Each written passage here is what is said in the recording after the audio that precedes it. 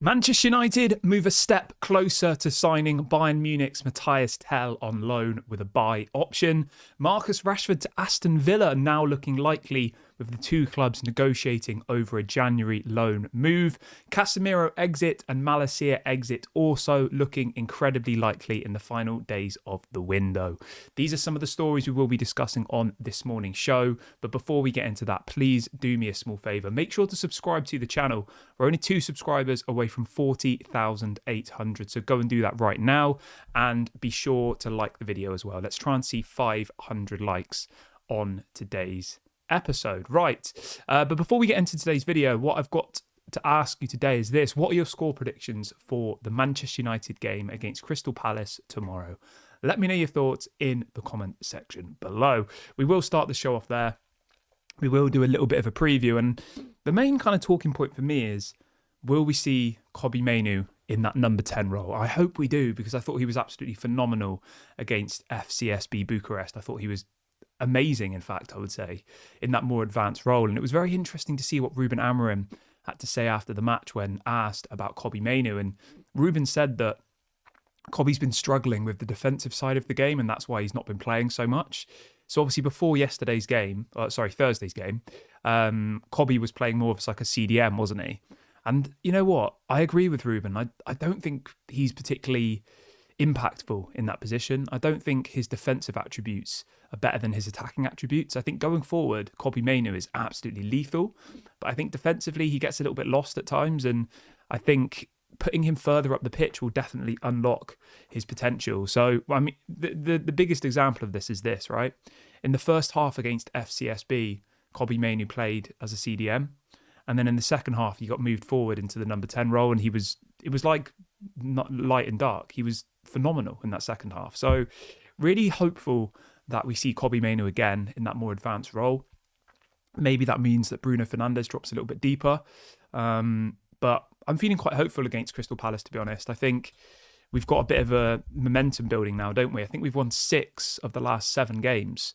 The only game that we've lost was against Brighton. You know, obviously we drew with Liverpool, we beat Arsenal. We're in a bit of a run of form. I know we're still low down in the table, but if we were to win on Sunday, we would nearly be in the top half of the table, which I know is embarrassing to celebrate, but it's small steps, isn't it? You know, we'd be up to 32 points, which would be, I mean, it's still 9 points off 5th place, which is the Champions League spot. But you never know in football, do you? Like, sometimes you can build a bit of a momentum. And I think, obviously, this game on Sunday is one of those types of matches where we have to win, really. Especially when you look at the next kind of fixtures coming up. We've got Crystal Palace, then we've got Leicester in the FA Cup, then we've got Tottenham away and Everton away. So, yeah, we've got a couple of difficult fixtures coming up after the next 2 games, but I'm hopeful. I'm going to go with, I'm going to say 3-1, Manchester United. I'm feeling confident. I feel like we are making progress. I think Garnacho's in a good run of form. And I think, yeah, I'm feeling hopeful. So 3-1 Manchester United. But carrying on the conversation about Alejandro Garnacho, there was a story that broke last night which actually surprised me a little bit, because there are some journalists saying that apparently there is still a chance that Garnacho is going to leave Manchester United in January. It was Fabrizio who said it, actually. He said that, this is what Fabrizio said. He says, where is it? He says that, he effectively was saying that Garnacho and Ruben Amorim, have found a bit of an understanding, but there is still a chance that he's going to leave in this window. We know that apparently Tottenham approached Manchester United last night to try and sign him. Obviously, Tottenham were rejected by Matias Tel, and apparently now they've put their aims onto Alejandro Garnacho. I mean, why would Garnacho want to go to Tottenham? I'm sorry. I said this yesterday about Matias Tel. If I was a young player and Tottenham came knocking, I wouldn't go. Why would you? They haven't won a trophy. I think the last time they won a trophy was like 15 years ago. Let's have a look. It was in 2008. So it's even longer. It was 17 years ago. Literally 17 years ago in February. 2008. February 2008 was the last time Tottenham won a trophy. And we're now in February 2025. So 17 whole years ago. And that was the Carabao Cup as well. So I don't know when the last time they won an actual, like, significant trophy was. You know, like a I think the last time they won the Premier League was in like the 1950s or something. Let's have a look if I can see when the last time. So the last time they won the FA Cup was in 1990. Yeah, I mean, and then the last time they won the Premier League, obviously it wasn't called the Premier League then, it was just called the First Division, was in 1960.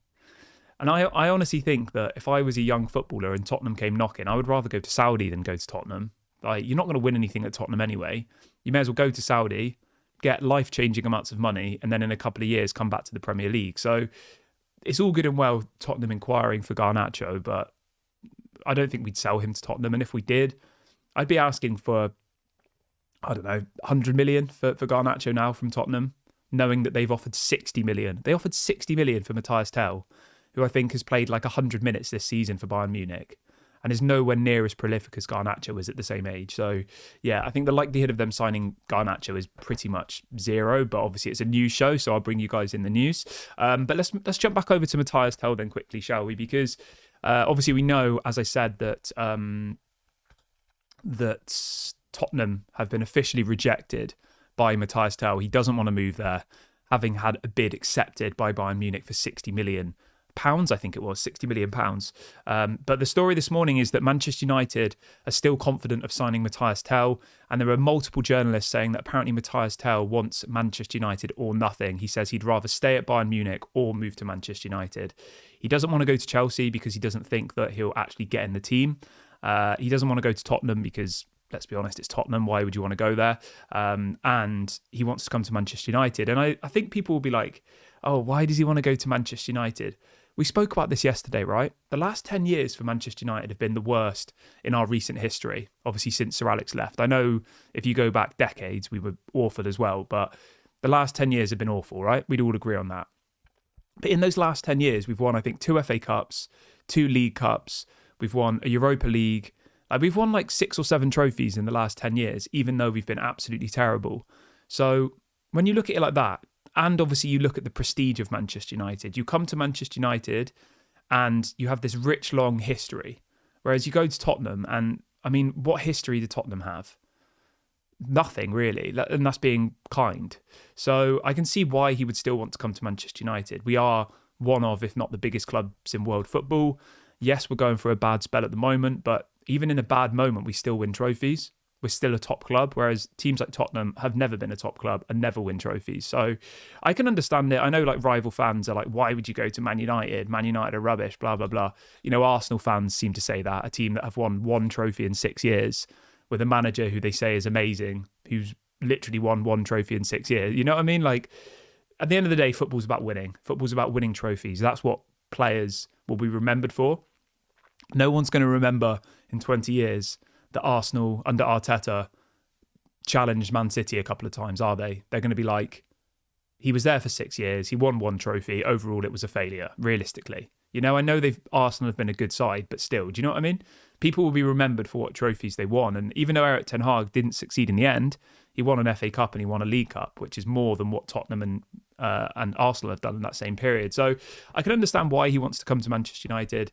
I think he'd be a decent signing.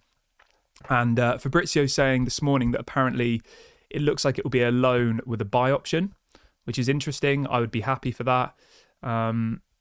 Just going to get the story up for you here. So, yeah, hopefully this one progresses. Obviously, there's not that much longer left in the window. So Fabrizio said the following. He says, I understand that Matias Tel is not expected to be in the Bayern Munich squad for tomorrow's game, i.e. today. He says the French striker is still taking time to assess all options after rejecting Spurs. He says a loan with a buy option is a strong possibility, with Manchester United keen to do the deal, as well as an option of staying at Bayern. So at the moment, it looks like the 2 options on the table for Matias Tel are either to stay at Bayern Munich or to join Manchester United with a loan with an option to buy. That's what Fabrizio is reporting. This was posted late last night. So he's definitely one to keep an eye on in the final few hours of the window.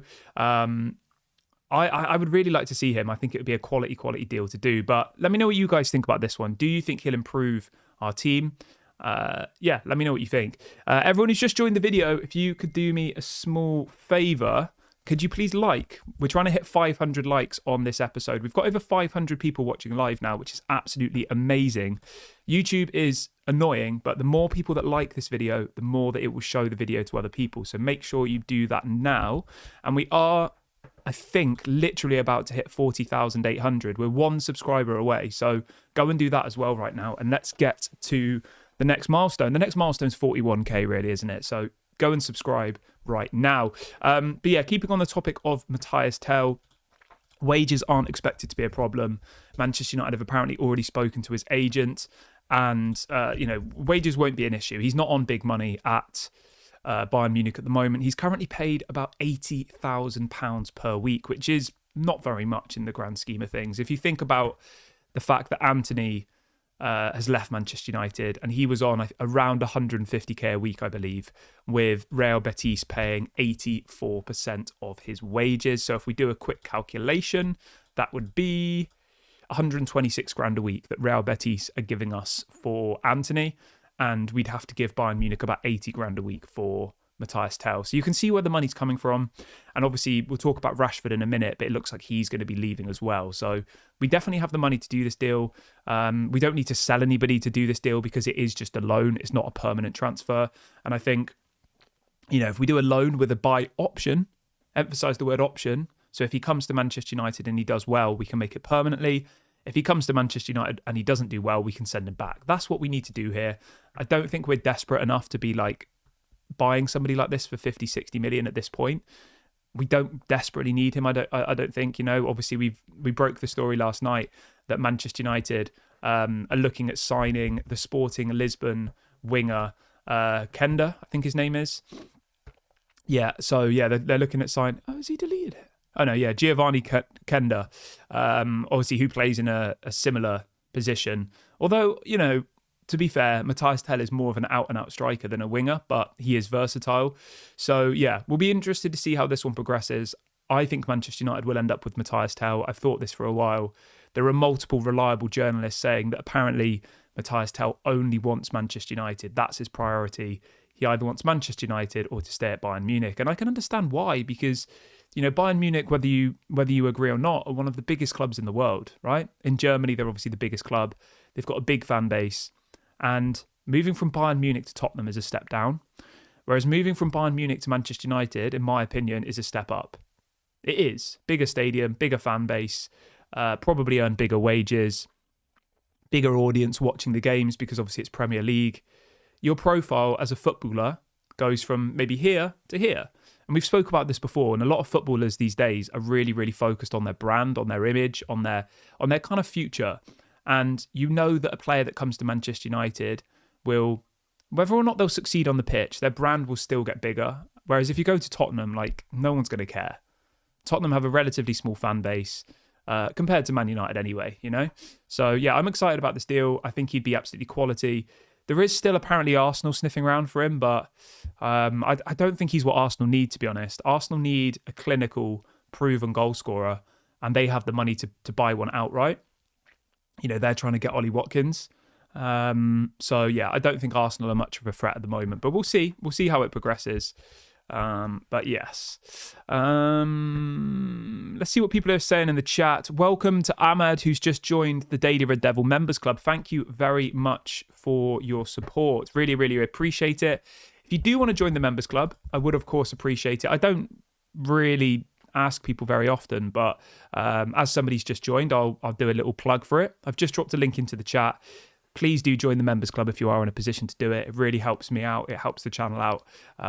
So yeah, please do that if you can. I've just dropped a link to do that. I think it's like £1 a month. And yeah, if you do enjoy the content and you are in a position to support, then please do it. If you're not, that's obviously totally fine. No pressure at all. But I thought I'd mention it just because obviously somebody has just joined the Members Club. Okay, let's move over to Marcus Rashford though, shall we? And this is coming out from David Ornstein. David Ornstein is reporting that Aston Villa are looking to sign Marcus Rashford on loan this month.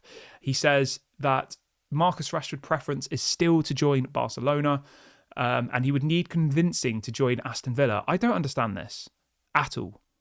Why does he need convincing to go and join a team who are better than Manchester United at the moment, playing in Champions League? Why? This is his opportunity to get back into the England squad. Go to Aston Villa, the pressure will be off, and actually play some football. Because you look at Aston Villa's team, right? Obviously, they've just sold Duran.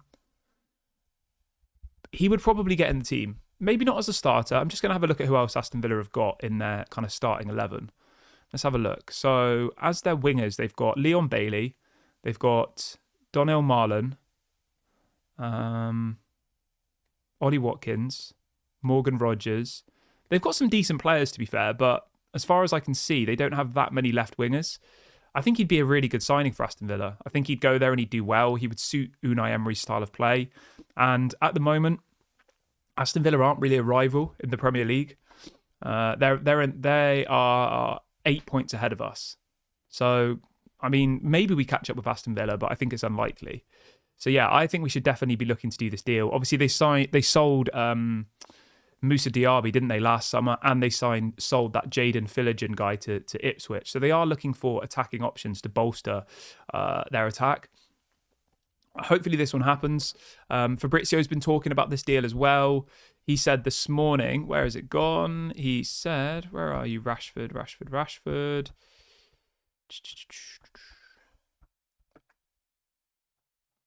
have a look.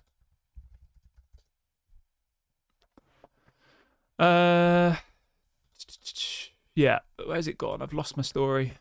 There it is. So yeah, it's been said that Aston Villa are continuing to push for Marcus Rashford today. He says that Unai Emery really likes his profile. Aston Villa and Manchester United are now negotiating a loan deal. This is coming out from the transfer guy who works with Fabrizio in Milan. His name's Matteo Moretto. Him and Fabrizio seem to kind of work together, so I think this one will probably happen, to be honest. Interestingly enough as well, obviously we only have today, tomorrow and Monday left of the window. So yeah, we're going to have to get this one over the line pretty quickly if we're going to do it. I don't think it will be a permanent deal for all the people asking in the chat. It looks like it will just be a loan. Maybe there'll be an option to buy, but I don't think so personally. I think it will just be a straight loan, and then I think Manchester United will bring Marcus Rashford back in the summer and look to sell him for the top price, which I think makes sense. You know, we don't really want to sell to a Premier League rival at this point for a small fee, because the likelihood is, right, I bet you any money, okay, that Marcus Rashford will go to Aston Villa, and I reckon he'll do well. And then in the summer, people will be like, oh, he's worth 50 million now. I think that will genuinely happen, because I think Aston Villa are in a bit of a better place at the moment. It's less toxic. There's less eyes on them. There's less pressure. And I think he'd be able to go there and actually play football. And if he goes there and he doesn't still succeed, then that pretty much shows the writing is on the wall for Marcus Rashford. And that, I don't know what would happen then. But I'm hopeful that this would be a good loan for him. I'm hopeful that this will work. So let's keep our fingers and toes crossed that Marcus Rashford joins Aston Villa before transfer deadline day this coming Monday. Okay, so we've spoken about Matias Tel. We spoke about Rashford. Let's move over to some outgoings then, shall we?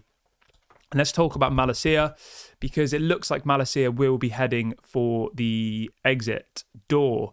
So it looks like Benfica at the moment are leading the race to sign Malacia. This is coming out from multiple different people this morning, that Benfica are now in advanced negotiations with Manchester United to secure the loan of Tyrell Malacia. No problem with that at all. Obviously, we know that Patrick Dorgu is doing his medical today in Manchester. I think he's already in Manchester, Patrick Dorgu. So we should get the official announcement of Patrick Dorgu signing as a Manchester United player later on today. And with that being said, it now looks like Malacia will leave. Fabrizio is reporting this morning that Malacia can leave Manchester United on loan in the final days, as Patrick Dorgu will join the club.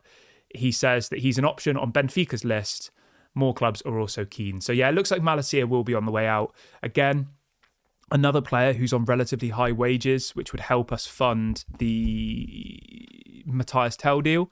Malacia is earning 75,000 a week at Manchester United, whereas Matias Tel at Bayern Munich, I think, is on 80,000 a week he's on at Bayern Munich. So you can see where the money will come to do this loan deal for Matias Tel. You let Malacia go, I would be asking for all 75 grand a week if it's Benfica, and then you go and get Matias Tel for 80 grand a week. So you're only paying 5 grand a week more, and you're getting Matias Tel, if that makes sense. And if you look at Benfica's wage structure, at the moment, Benfica's highest earning player is Renato Sanchez on 135,000 a week. So they can definitely afford it. They pay about 4 or 5 players, Benfica, 75 grand a week. So I'd be asking for the full 100% of his wages, Tyrell Malacia, up, to do that deal. And then we can effectively allocate that money that we've saved to go and sign Matias Tel. So it all makes sense. It's all kind of coming together. I know it's not the most exciting bit of transfer news. Lumen says, would you consider Malacia a flop? I don't think he's a flop, to be honest. I mean, he cost us, what, like 10 million? I think he's probably worth what we paid for him. Let's have a look. What did we pay for him? We paid 15 million euros we paid. I wouldn't say he's a flop for 15 million euros, to be honest. I would say that's 12 million pounds. So yeah, I don't think he's very good, just to be clear. Even before he got injured, I thought he was average, but for 12 million pounds, you expect to buy someone average, realistically. We've just spent 30 million on Patrick Dorgu, who's going to take his position, right? Nearly 3 times the amount. So if Patrick Dorgu comes to Manchester United and is a similar level to Malacia after 2 years, I would say he's a flop, right? But when you pay 12 million pounds for a player from the Eredivisie in Malacia, I don't think you'd call him a flop. I'd just say he's a squad player at best. And realistically, for 12 million pounds, you're probably going to get a squad player, aren't you? When you look at how much Man United usually spend on transfers as well. What did we pay for Luke Shaw? Like 40 million, 50 million? And that was years ago.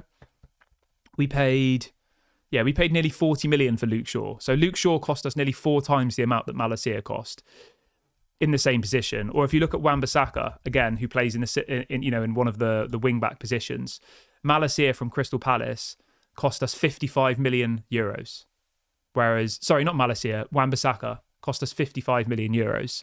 And that was in 2019, so 6 years ago. 55 million, whereas we paid 15 million for Malacia. So I wouldn't call him a flop, no. I don't think he's very good. I don't think he's good enough to start for Manchester United, but I don't think he's a flop because for me, you have to look at how much you paid in the transfer fee. So Anthony is a flop, right? If we'd have got Anthony for 20, 30 million euros, I think it would have been an all right deal and he would have been probably value for money. But otherwise, he's a flop, right? Rasmus Højlund, I'm not going to quite call him a flop yet, but for the amount of money we paid for him, Rasmus Højlund isn't worth 75 million pounds. When you see people like Isaac costing less than that, when you see people like Duran going to Saudi who have more money than any other club for less than that, for me, the whole flop thing I don't like, but I think the only way you can really brandish someone a flop is if their transfer fee doesn't equate to how many goals, assists, whatever they put in. And obviously that's not on them, is it? It's not, they don't decide how much their transfer fee is. But yeah, so I wouldn't call Malacia a flop. I just don't think he's good enough. I think he's probably bottom half of the Premier League level, maybe relegation level, maybe Championship level, somewhere around that kind of level. We've got over 700 people watching live now, which is absolutely amazing for a Saturday morning. If you have just joined, please do me a little favour and like the video. We are trying to get to 500 before the end of today's video, so please make sure to like that and subscribe as well. I think we just hit 40,800, which is amazing. So let's try and get to the next milestone, which is of course 41,000. It would be great if we could hit 41k by the time transfer deadline day happens on Monday. So go and subscribe if you haven't already. What have we got in the chat now? Barry says that Dorgu is a wing back, Malacia is a left back, not the same position. But they play in the same position in Ruben Amorim's team. That's the point, isn't it? Malacia is being allowed to leave because Dorgu's going to take his position. So, yeah. Ant says, remember City just sold an academy player for more than we paid for Malacia. I don't know how Man City continue to sell their academy players for so much money. Fair play to them. Man United don't seem to be able to do that, do we? I know we sold McTominay, but generally we don't seem to sell unknown academy players for very much money, ever. Okay, let's move on to the rest of the show, though. Let's talk about Casemiro really quickly. I honestly do think it will be a really busy few days for Manchester United because obviously we've got this Matias Tel deal, we've got Patrick Dorgu who's going to be signing, we've got Rashford who looks like he's going to be leaving, we've got Malacia, and we've also got Casemiro as well. So in relation to Casemiro, Manchester United are apparently actively trying to move him on in the final days of the window. It could even be a permanent transfer. One to keep an eye on, definitely. Definitely one to keep an eye on. Yeah, so we'll see what happens with that one. I mean, for me personally, like, Casemiro needs to leave at all costs. Like, he has to go. He's just simply not good enough. So, yeah, we'll see what happens with that one. There's some breaking news on some team news, actually, really, really quickly, that apparently Eze won't be in the team for the Crystal Palace game on Sunday. So that's a massive bonus for Manchester United. Apparently he's had a knock, so he won't be available for the Palace game. So he's their best player, isn't he, Eze? So that's a positive for Manchester United in relation to team news. And don't forget to give me your score predictions in the chat, everybody. I'd love to see what you guys are all thinking. Yeah, I mean, most of the news coming out this morning is really focused around Garnacho to Tottenham. I would be honestly stunned if Garnacho went to Tottenham. I don't know why he would do that. It makes no sense to me, but you never know.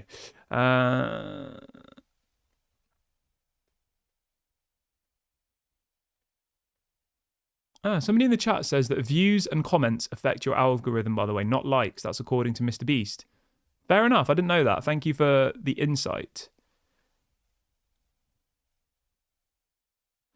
I think we've gone through everything, so I'm not just going to sit here and ramble on. But thank you very much for watching, everybody, today. I am probably going to be back later because I'm sure there'll be some breaking news. Obviously, I will go live as soon as there's anything that breaks. So make sure you subscribe before you go. Make sure you hit the notification bell as well, because then it means that when I go live, you'll get a notification and you can, get involved with the live shows. Thank you, everyone, for watching today. This has been Daily Red Devil. Have a lovely, lovely Saturday, and I'll speak to you all probably later on today. Bye for now.